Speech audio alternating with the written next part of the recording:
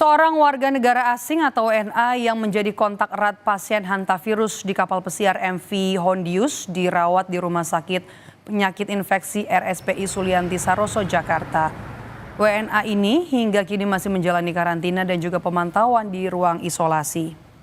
Dari hasil pemeriksaan PCR, WNA yang menjadi kontak erat pasien hantavirus dinyatakan negatif. Meski demikian, sesuai dengan prosedur kesehatan, WNA menjalani karantina dan juga pemantauan di ruang isolasi.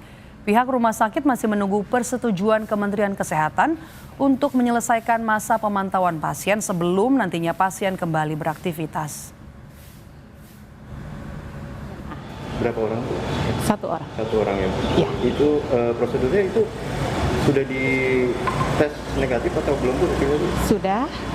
Sudah keluar, hasilnya juga negatif.